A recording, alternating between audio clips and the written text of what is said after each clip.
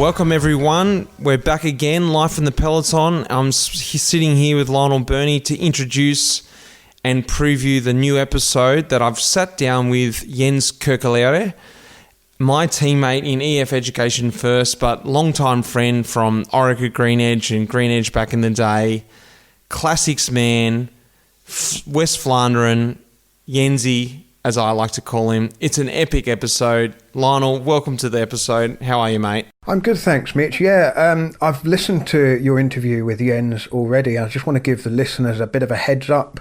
Head over to YouTube, check out our show notes, because early on in this conversation, Mitch, you talk about Jens's first big win in a race called Samyn in 2010 and a really unusual sprint finish, and it's worth watching it just to get the context for when you hear Mitch and Jens talking about how that race finish panned out. So check the show notes and there'll be a link to the YouTube highlights of that race. It's about a 10-minute clip of the finale of the race, but you could skip through and watch the last couple of minutes and just see what Mitch and Jens are talking about. It's definitely worth it. That we talk about the sprint there, and like Lionel said, skip through the last K. It's pretty epic, because this is when I discovered who Jens was. This was early in my career as well, and I was like, oh my god, who is this guy? And then I soon found out who he was. We explain all this in the podcast coming up. It's a really great podcast. We talk about life as a Belgian, Flanders, the races, what that means to them, a little bit about coronavirus as well. There's some interesting stuff in there. So sit back and enjoy this one, guys. I know you will. Cheers.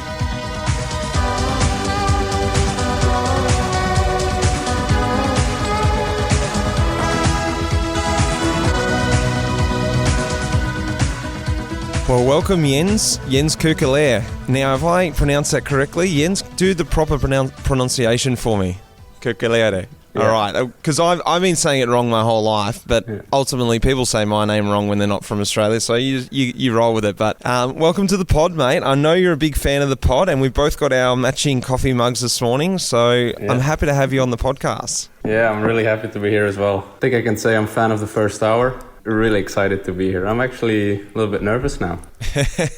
Well, I was telling you just before we press record, I was a little bit nervous because you think you know someone, and we had a good amount of time together. I feel came into the Peloton more or less at the same time. I was a year before you, and then afterwards we ended up in the same team in Orica-GreenEdge, and I felt we're a little bit the same when we came into GreenEdge, because we were both a couple of years of pro under our belt, but fresh into a World Tour team, and we sort of bonded really quickly and became good mates there. And we had a couple of years apart, but we're back together again in EF Education First. So yeah, it's been a good little friendship there. And also, like I said, I thought I knew you, but taking the layers back, I was like, I don't actually know this guy that well. Let's get into it. To give everyone a little bit of background about Jens, because people mightn't know exactly who you are, and what I want to focus on today is, Jens, you're a true Belgian. You're a classics man. You're from Bruges, or Brugge, which is the capital of West Flanders. Let's talk about, for you, my first memory as you as a pro. I was a year ahead of you, so I was starting to get the feeling, it was my second year pro, it was your first year, I was starting to get the feeling of how hard the racing really was then. It was actually, you got like, wow, that was really hard last year, and then we win races that people don't necessarily know. And a race like Samyn, to give everyone a bit of example of this race, 16 sectors of cobbles. The Belgians have dubbed it as like a mini Roubaix. I love that, because it is a tough little race, but it's a prestigious little race because guys like McEwen have won it, Gilbert's won it, Demar, Nicky Terpstra. It has the makings of a classics rider. And to give you everyone a bit of an example here, it's 2010, Jens's first year with Cofidis, and I'll set up the finish of this race because I think this is pretty special, and it sticks in my memory so well. There's a small bunch coming to the finish, and Nico Samyn is leading the bunch out. He's a Cofidis rider, Jens's teammate. He's leading this small bunch out, and then the camera follows the sprint, and the bunch sprints out on the right. And so they're following this bunch, and all these guys are hitting off, but you can't see any other Cofidis riders. You think, what's this guy been leading out? Who's he even leading out?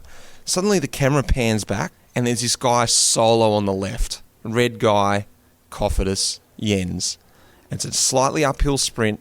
Jens is bread and butter, and he just solos away to victory. And from that moment there, the Neo Pro has arrived. And following that, he goes on to win 3 Days of West Flanders, the GC, and Nolkera course, which are very prestigious races before the big classics. Jens, before I go on anymore, tell me about that day, your first win as a pro, La Samyn.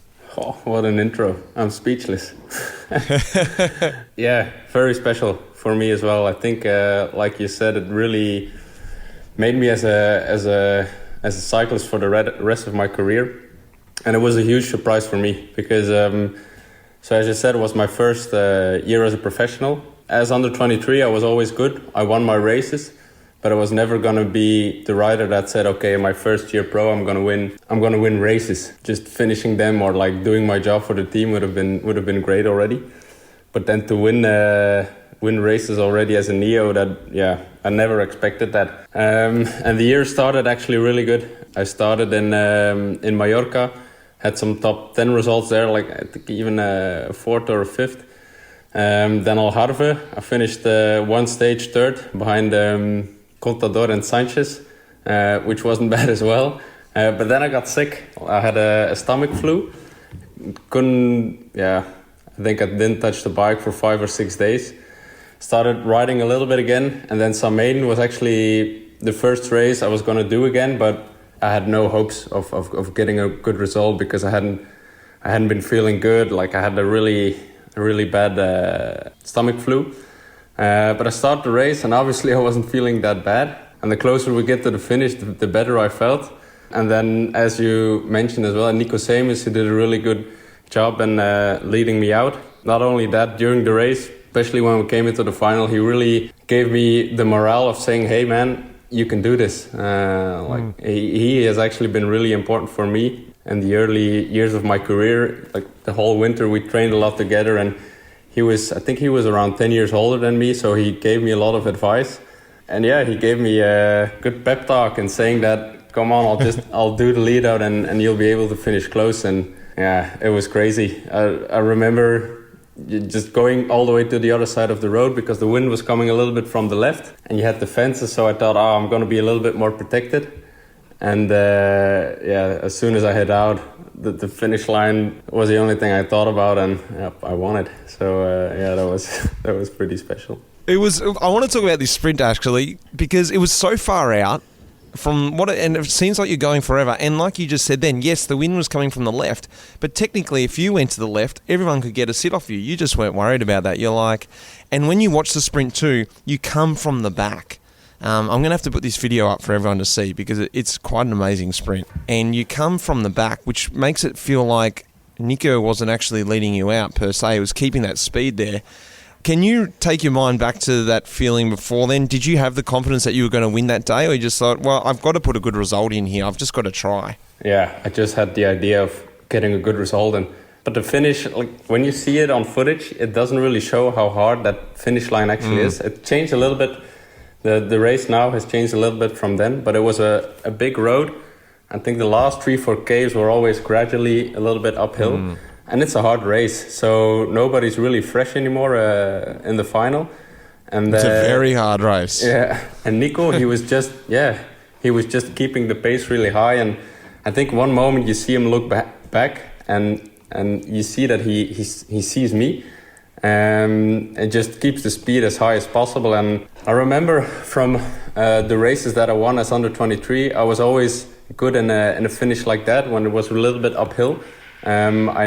I know myself. I know that I can go from a long way out. So I had that confidence, and I actually still have it now. That when it's a hard finish, I can go from a long way out.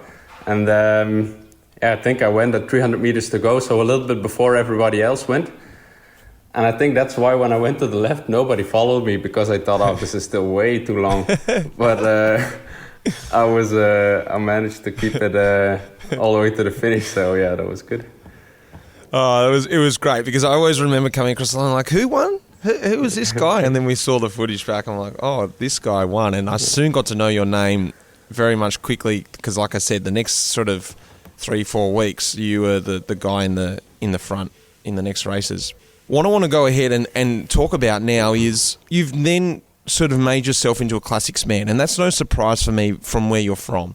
And that's what I want to get into now a little bit is something that I've got to understand throughout my career is West Flanders, East Flanders, Flanders is the heart of Belgian cycling. Cobblestones, those races we all know, we all grow up to watch, cyclists anyway, watch and, love. You grew up in that region, like I said, with Bruges being the capital of West Flanders.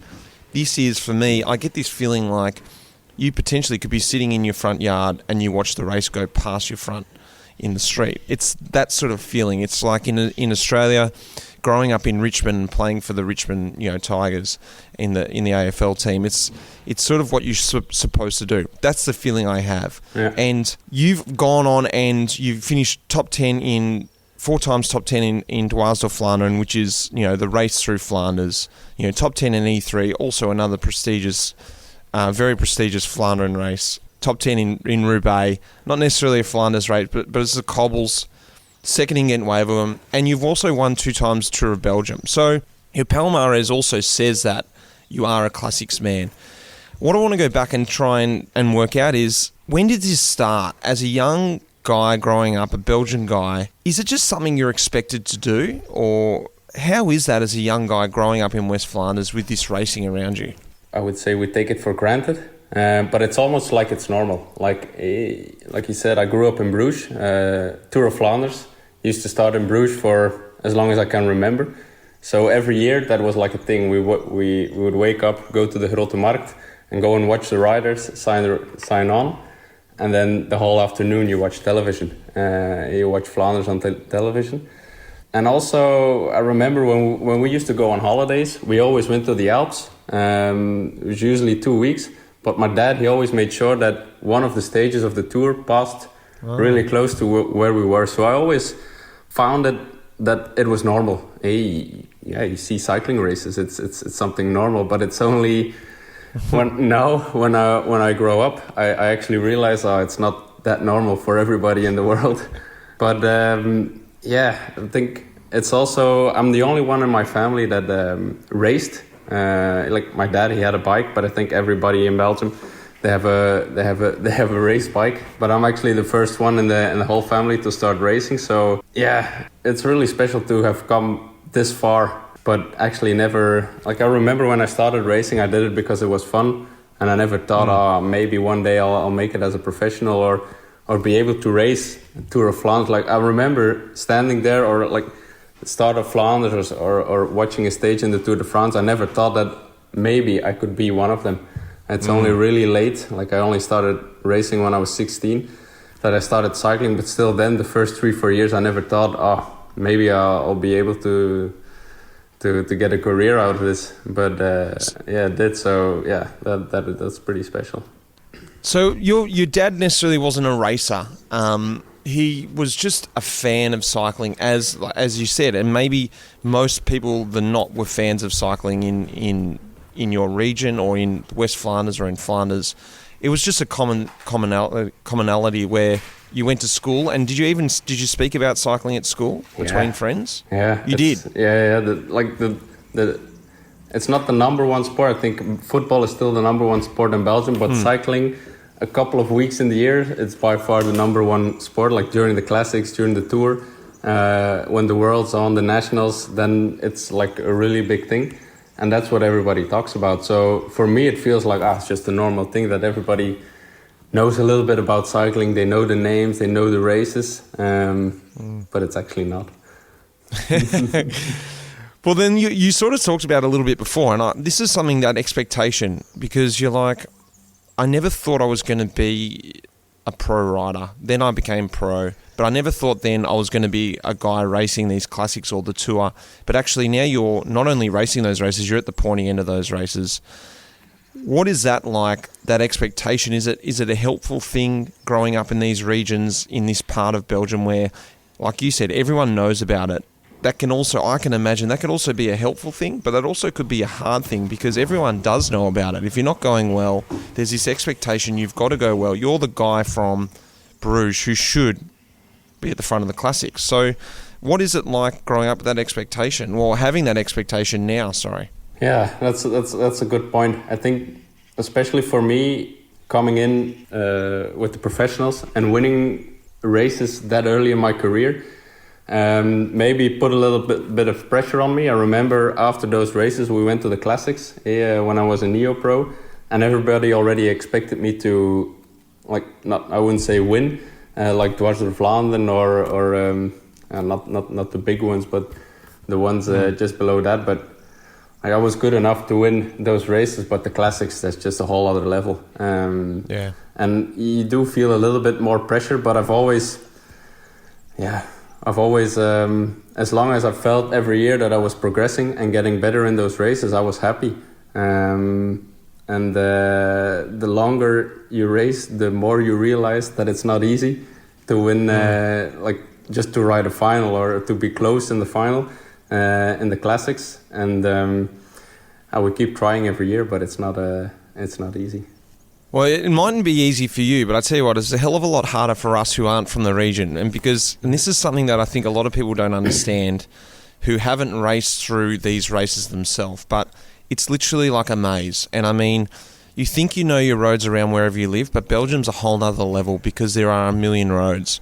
And we seem to crisscross and looped around and do all these roads. That's what it feels like. It feels like a spider web. For the guys from Flanders, though, everyone alludes to it. It's like racing in your home backyard. You know the roads like the back of your hand. But something that I think really helps to that is the memories. And I was speaking to another guy before this podcast just to get a bit of an idea of that feeling. And he was telling me, he goes, the way I learnt the roads was subconsciously. We used to have the TV on every Saturday, every Sunday, watching the races, and I wasn't really into cycling that much, but we always watched the race.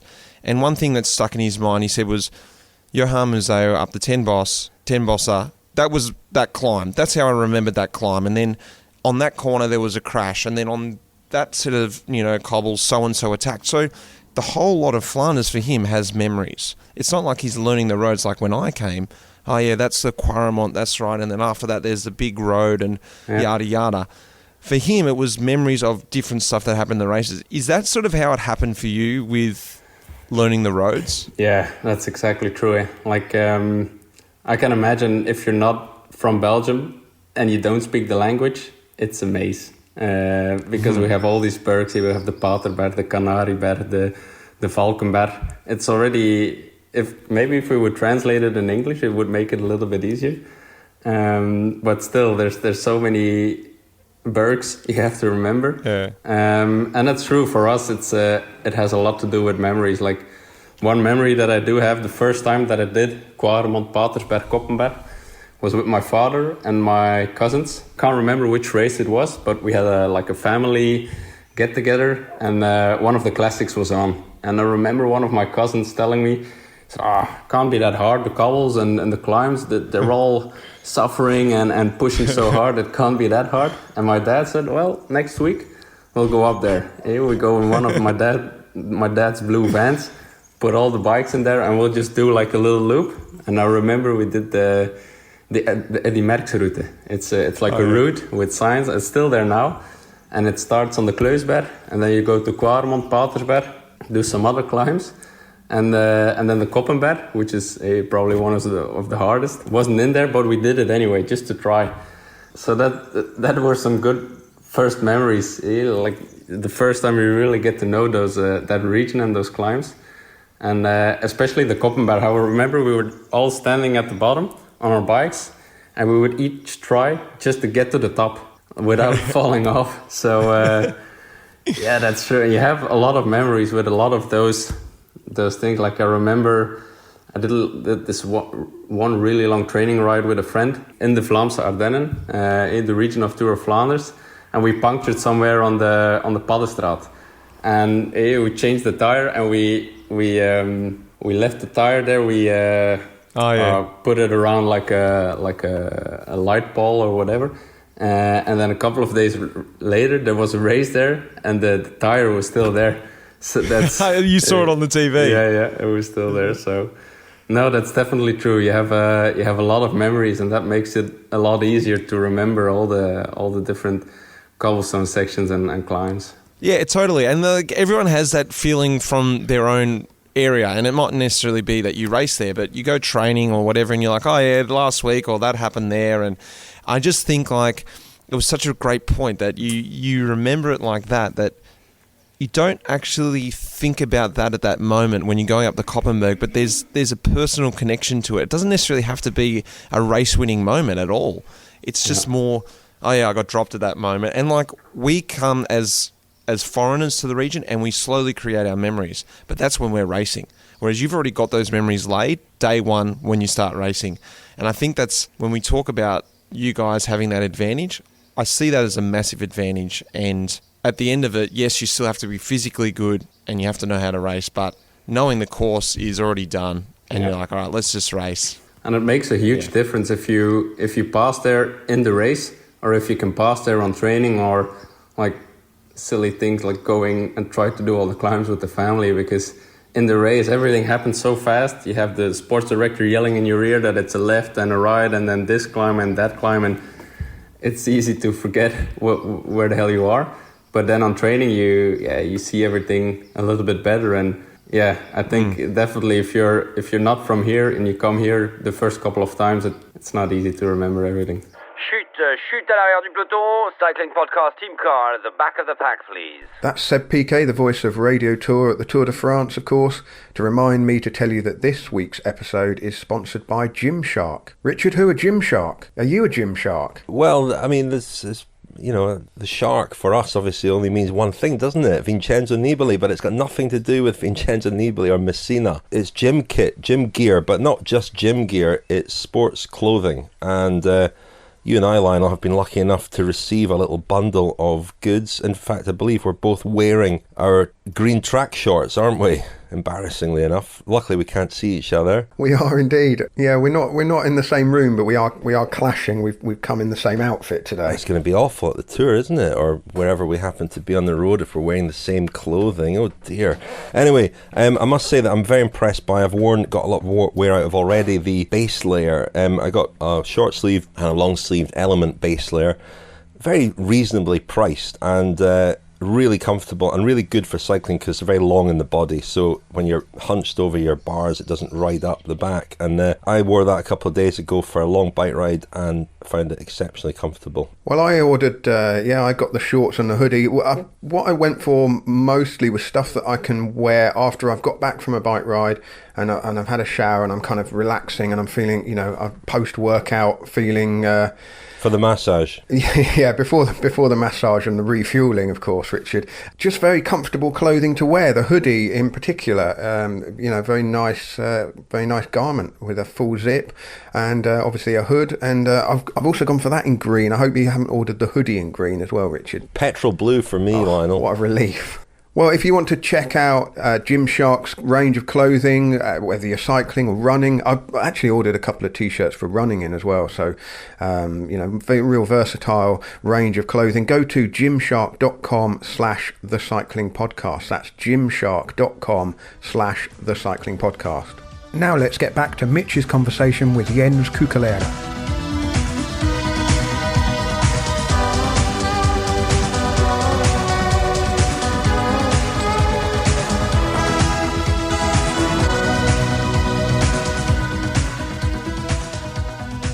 Now, let's want to talk a little bit about the current state. And this is something I haven't talked too much about in the podcast because I feel like it's on everyone's mind anyway, so we don't need to get continually reminded about it. But it's their coronavirus and the lockdown life, something that everyone has gone through, so everyone can relate to what is happening at the moment.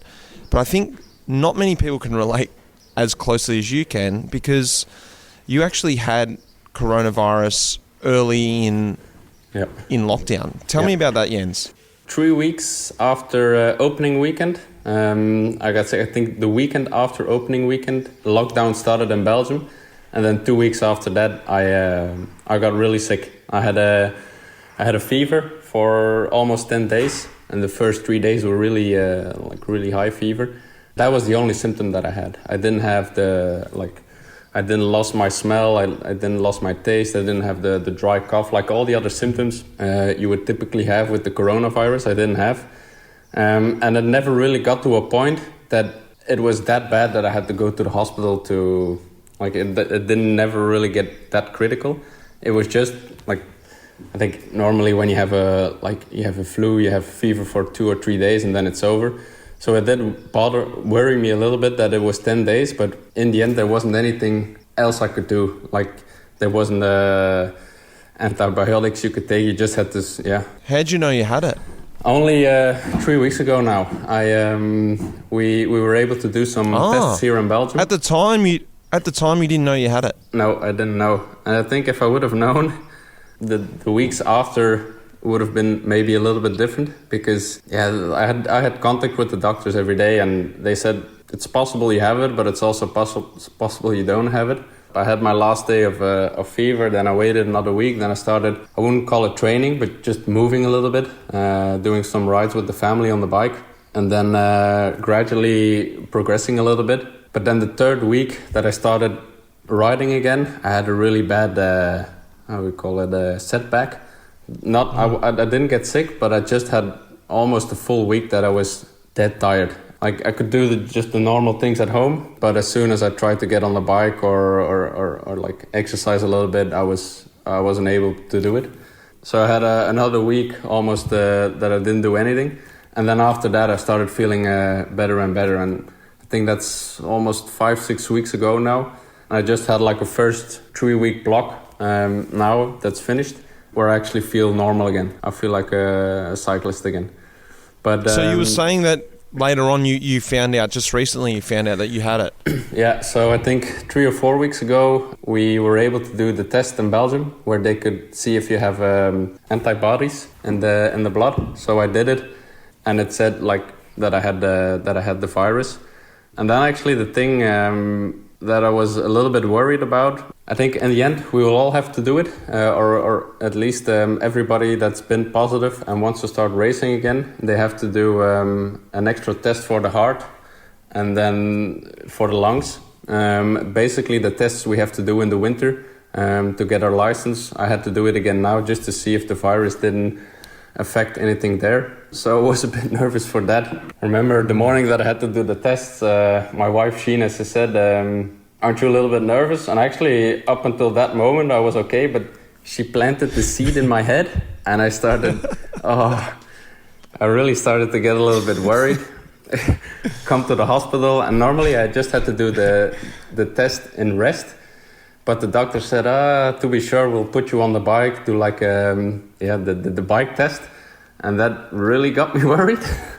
But then in the end, everything was good, so they didn't see any problems with the heart. Also the lungs were good, so that was a bit. Did you think back on the time and go, once you got the positive test back afterwards, once you were feeling well, did you think, oh my god, yeah, that makes sense now? Or did you already think that when you had the sickness that you had coronavirus? Yeah, after 10 days of fever, it's like what the doctor said, it's possible you had it, but yeah, we're not really sure. It's not like when I had the test that I said, I had it. Yeah. When did I have this? No, I definitely know when I had it, and it made sense. And there was no worry about passing it on to your kids and your wife? Well, that was the thing. So the moment that I had fever, the rules in Belgium were we could still go outside for a run or for a walk. It wasn't like in Spain and Italy that we had to stay inside. And if you had it, you had to make like a little quarantine for yourself. But yeah, I have 2 kids. We're all living in the same house. I think it didn't make any point of me like staying in my room for the next 10 days, because if I have it then, they probably already had it as well. So yeah, they never contracted it. Well, they haven't been tested. My youngest son, he was sick before me, so it might be that I got it from him. But then my oldest son, he didn't have anything, and my wife, she was really tired for like almost a week. Like I was sleeping a lot, obviously, but she was sleeping the same hours as I was. Back then, we thought that it was just a situation. We had 2 kids at home; they sucked the energy right out your body. So we just thought it was that. Like also, I was sick, so I wasn't able to do that much.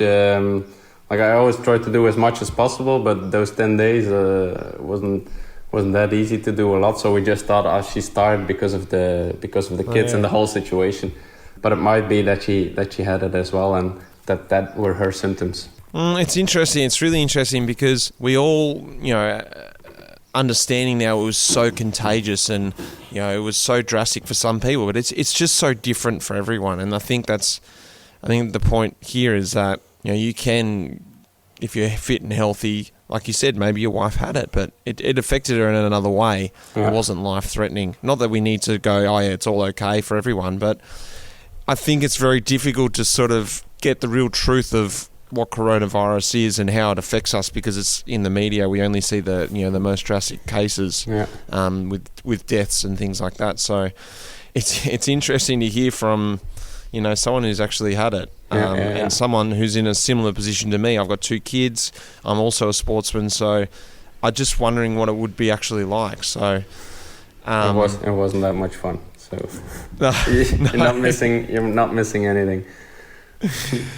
I'm happy to hear the story, but I don't necessarily need to do it myself. What I want to talk about too is, and you spoke about a little bit then, is lockdown life. And lockdown life has been different for everyone. For me, it was like a whole bunch of Zwift stuff and then training outside again. And I didn't necessarily love the first time I went back outside, but I'm back in now a good routine. And now it's about focusing on, we've actually got a goal now, goalposts. But before that, it was sort of training to keep fit. And you sort of spoke a little bit about that. What was that like for you in lockdown? And how did you go about that with an idea of there might be racing at the end of the year? What was your whole theory in it?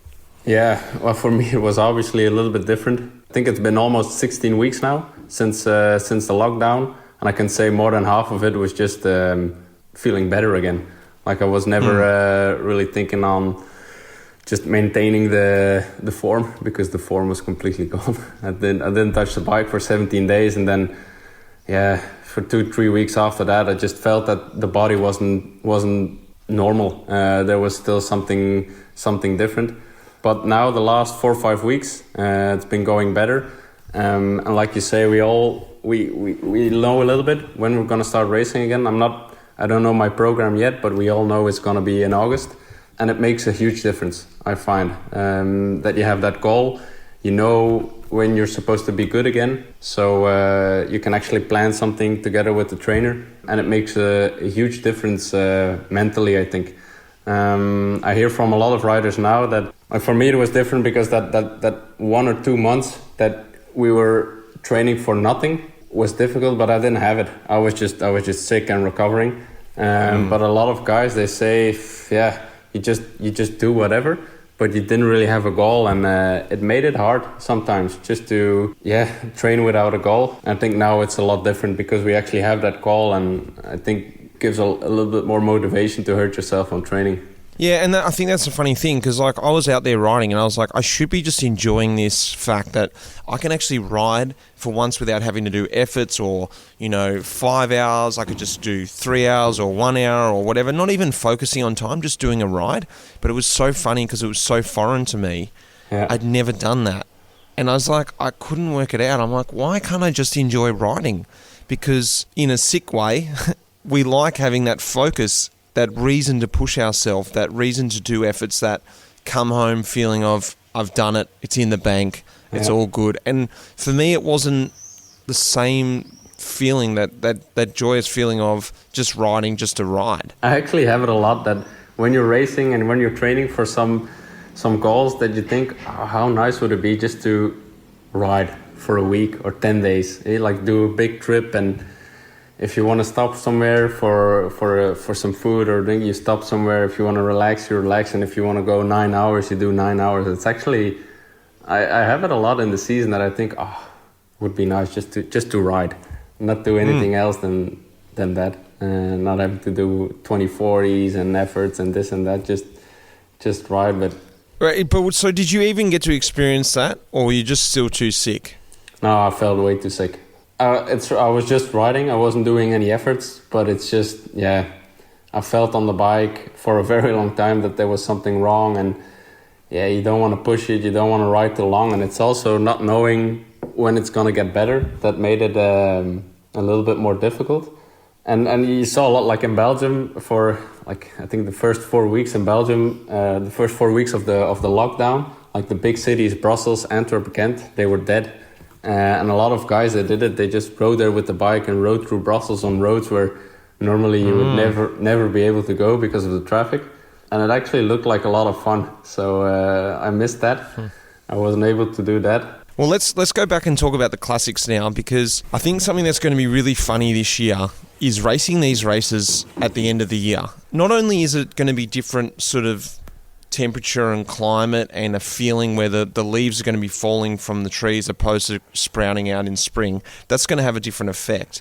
I think also that's also going to have a psychological effect, because we've been racing for 10, 12 years in the Peloton, and the season has a flow for us. I don't know if you've noticed this yourself, but for me, we're in June, and all of a sudden, I want to push myself. The sun's hot. That's when I usually train for the summer, getting ready for me, the end of the season, the Vuelta or whatever it is. And I'm naturally doing that now, even though those races aren't going to be there in their normal spot. My body's naturally following a sort of flow. So I'm wondering how it's going to be racing full tilt classics at the end of the year, when generally at the start of the year you're so motivated for it, the spring's there, and now at the end of the year when you're normally like, season's rolling in, and it's like, all right, Mitch, Roubaix. What are you thinking? Because as I'll just quickly run through, as the season sits, I've got the calendar here, we're going to have Ghent-Wevelgem, starting with Ghent-Wevelgem on the 11th of October, Scheldeprijs on the 14th, then you've got Flanders on the 18th, De Panne on the 21st, and Roubaix, finishing with Roubaix on the 25th of October, which is essentially the last race of the year. The Vuelta is still going to be going on then, but 25th of October, if you're still racing then, it's normally somewhere in China on holiday tour. Yeah. Or you're completely done, would have been done for 2 weeks. What are you thinking about this? What are your thoughts? What are the Belgians thinking? I think it's gonna be different for a couple of reasons. I think one factor that's gonna be important is probably a lot of guys will have done a Grand Tour already. I think as well that if you've done a Grand Tour, it makes a big difference in how you feel after that. Then second thing is the weather. I think chances of bad weather in October or in March or April, I think it's pretty similar, but it's the biggest difference is in the head, I think. In March, April, it's possible you have some bad weather and some rain, but okay, it's the classics, it's part of the classics. But then in October, you also know that it's gonna rain, but then it's like, I don't want it to rain. You just really, really hope that it's gonna be like good weather and dry. Maybe it's gonna be different now because it's still the classics. It's Flanders, Roubaix. But for me, I usually go well in bad weather, or I wouldn't say well, but I'm not getting a lot worse in bad weather, except when it's in October. Then it's really you don't really want it anymore. So I think that's some things that are going to make it different. I think maybe a third point that might be important as well is what the roads are going to be like because of the farmers.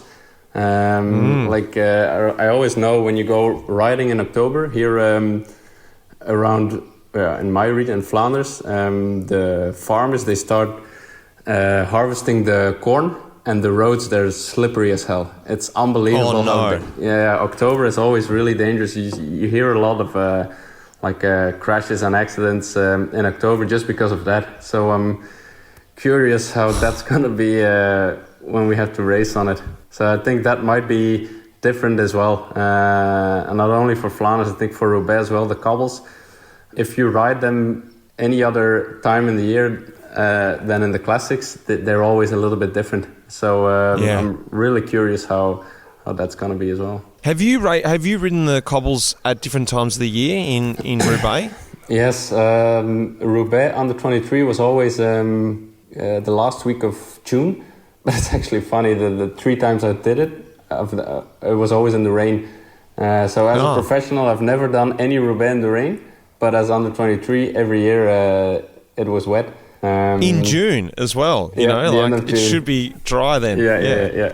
So that was different. And also there's a lot more grass in between the cobbles. I've done it twice in the stage in the Tour, and it's completely different. I would almost say that it's easier because the grass in between the cobbles makes it a more flat surface. and it's actually not that hard. So it makes a huge difference in tire pressure and just the feel on the cobbles as well. So I'm not sure at the end of the season how that's going to be, but it's definitely going to be different than in April. Yeah, because like when I used to live in Belgium once upon a time, and I stayed 1 year late in the season for a guy's wedding, and I have a feeling it was late in October, but I always remember it was cold then. It was actually much colder than, say, the spring, because Roubaix typically is at the end of the end of the Classic, so really in spring, and it's getting quite warm then. So I'm thinking like the end of October, it's going to be, whether it's dry or wet, it's still going to be much colder. Yeah. Yeah, usually Flanders and Roubaix, like I've only had it also one time that Flanders was still really cold, but usually those two races are the first races that the weather is getting a little bit warmer, and that's true. It's going to be different in October, and I always cyclocross season starts usually in September, but it's in October that we really start to watch it. And the Koppenberg Cross is always 1st of November, I think, or early November. And if you think about the bad Koppenberg Cross editions there has been in the last 10 years, you really start to think, and we have Roubaix on that day. So, you just know that odds are against us to have a good weather Roubaix this year. I don't mind that it's going to rain, but if it's raining and 5 degrees, nobody's going to be happy with that, I think. Oh, mate. Well, you've set it up, Jensie. I tell you what, I did say this a few years ago too, that I wouldn't mind doing a wet Roubaix, but we just reconned a wet Roubaix a couple of years ago, and ended up the Roubaix was dry, but 2 days before it was wet. And you said you've raced it on a wet Roubaix. I tell you what, I was so scared. Yeah. I couldn't control the bike on the few sectors we did, and I was thinking, how could I ever race this? Yeah. And I don't know what it was like when you raced under 23 in the wet, but what are your thoughts if there was a wet Roubaix? It's completely different. My memories from under 23 aren't that clear anymore, but I do remember when I did the stage in the Tour in 2014 when Lars Boom won. That was just, I really liked it. I think I finished 5th or 6th, so I had a really good race that day, and I liked it. But it's because you were racing in the front, and everything was going as I hoped it was going to be. But I think it could have been like a really bad day as well. From the stories I've heard afterwards, that everywhere between position 20th and 160th, it was the most horrible day of their lives. But it's crazy. Like you hit the cobblestones sectors, and you know, okay, if something happens now in front of me, it's over. You can't do anything. You can't stop. Yeah. And one thing I remember as well is the first 2 or 3 cobblestone sections we did that year, you just see guys flying left and right. Like the first 3 cobblestone sections, you just saw crashes everywhere. Like guys going straight in corners, left, right, punctures. It was just... And then some guys tried to go in the gutter, but the water was so high that you couldn't really see if it was like a deep water or...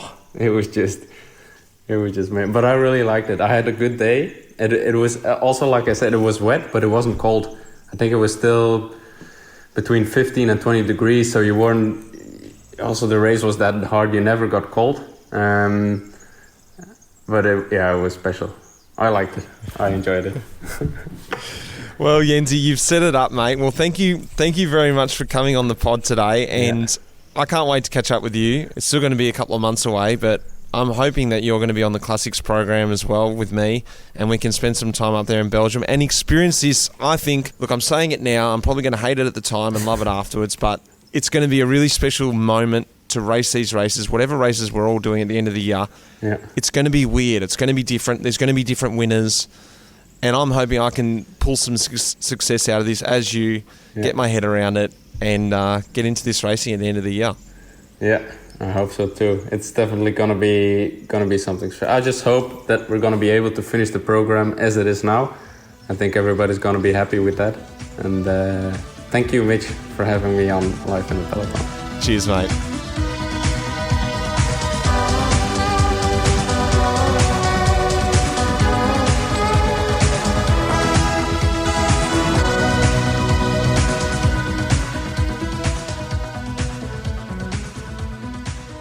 Well, there we have it.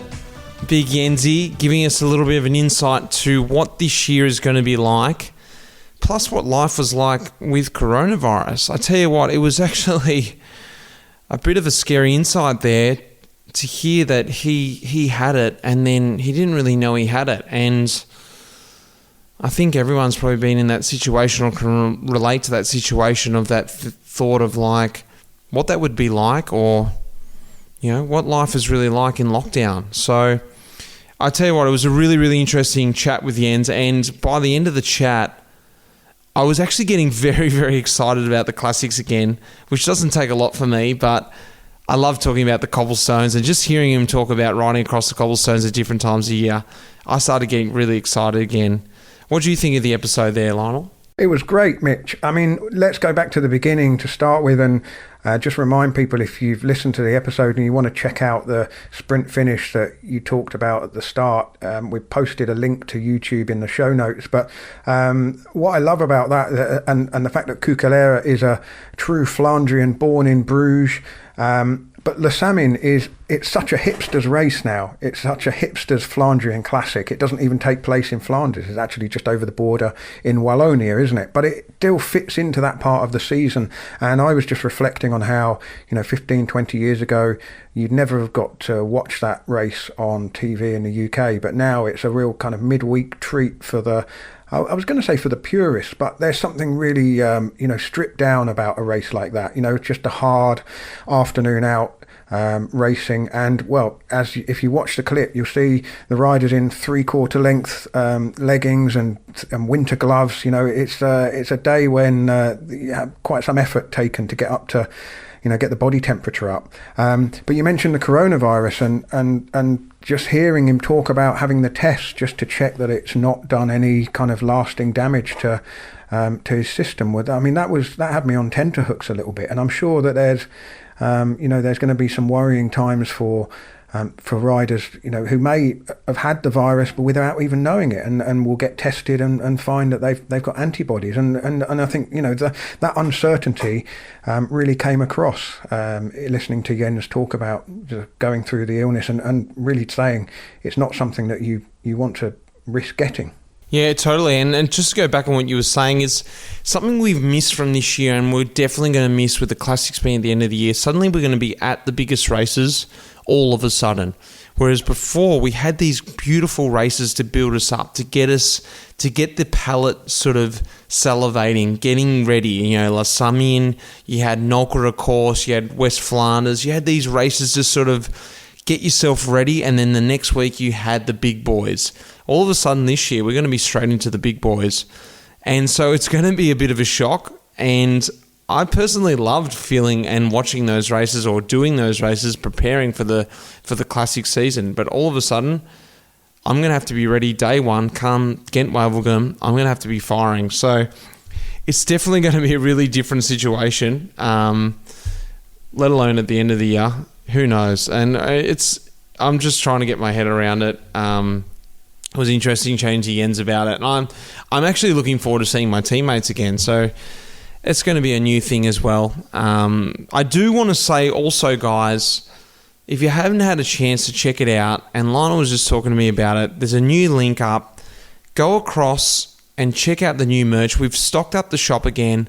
Got some new stuff in there. Summer's around the corner, so I put some singlets in there. Someone saw me running in a Life in a Peloton singlet, so they're like, I want to get my hands on one of them. I was like, all right, let's do it. Let's put them up in the shop. Lionel, what have you got there? Have you got a new link up on the website? Well, yeah, we've actually, on our website, thecyclingpodcast.com, if you click on shop, we've got a link that takes everyone straight through to your merchandise. You've got you've got caps, T-shirts. You've even got a little T-shirt for toddlers, which I've got my eye on. I'm quite taken with that. I might be placing an order for one of those this week. For yourself, is it? Are you that size, are you?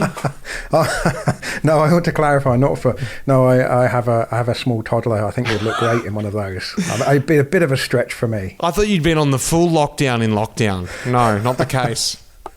No, I have been doing quite a bit of cycling though, Mitch. I mean, not in your league, but 10 hours a week is quite considerable for me. That's the upper end of my limits. I've been quite pleased with myself lately. And the weather's been kind in the UK?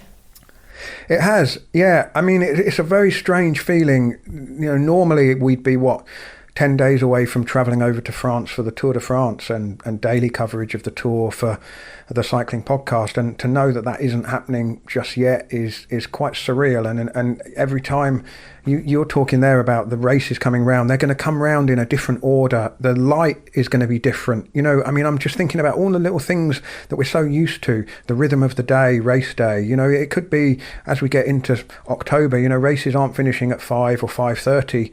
They'll be finishing at 3:30 or 4 just to make sure that the light's not fading. There's going to be some, and it's going to be all about who adjusts to those little differences, I think. And it's going to be a fascinating period of racing. It's going to be so bizarre. Exactly what you said. The light, the feeling of the atmosphere around the race. Like I said, the leaves falling, and I can just purely envision myself being in Italy racing Trevally, these races where there's this beautiful atmosphere around the race. It's a bit colder, the sun comes out, the day gets a bit darker earlier, and you get this feeling of, yeah, you know what, the season's almost done. And I know I'll be able to get my head around it, but I can't feel it yet. To be going to the biggest, hardest races of the year in that slow down sort of feeling, it's going to be going against the grain, but I guess we're just going to have to do it and get into it. But do you know, Mitch, what your first race back is due to be? Are you able to confirm that yet? Look, our team's looking at doing 3 little bubbles. They're going to go the Tour de France sort of bubble where they do Dauphiné and the Tour, and then you got the Giro d'Italia bubble, which will do like Torino and the Giro, roughly. There's some races either side of that. And then there's the Classics crew, which will do Poland at the start of the racing, a bit of a break, and then go in for the Classics with Bing Bank and then the rest of the Classics. So that's what I'm on. I couldn't miss Roubaix. If I was looking forward to doing the Giro, but those two collide. And to finish the year with Roubaix, it's going to be cold, it's going to be wet. We discussed this in the pod. But I tell you what, I can't think of a better way to finish the year. It's always normally a break for me after Roubaix, but to think like, oh yeah, I'm closing the season out with Roubaix, that's just that little bit of extra motivation. Actually, it brings a smile to my face. That race is going to be it's going to be hell, but it's going to be beautiful by the time we get to the velodrome. Well, I mean, who knows? It could be a beautiful autumnal day, or it could be, winter come early. I mean, it's the same in spring, but the sense that if a bad day in late October could be worse than a bad day in April, couldn't it? So, yeah, good luck to you guys. Definitely, yeah. I'm preparing myself for the worst. Like I said in the podcast, I've been in Belgium late October and it's cold. Even when the sun's out, it's still cold. It's not Italy. So I'm preparing myself for a cold day, a cold end of the season. Don't know how I'm going to do that, but I'm mentally started psyching myself up. Hang in for the Talking Luft in 2 weeks' time, back on Life in the Peloton's feed, because we get back there and we have a chat, and Jens gives us some good insights to life before helmets, caps, Luft. So, guys, until then, and until 2 weeks' time, thanks for tuning in. I'm Mitch Docker. Cheers. You have been listening to Life in the Peloton. The producer of this episode was Will Jones. The music in this episode was composed by Pete Shelley. Thanks, mate.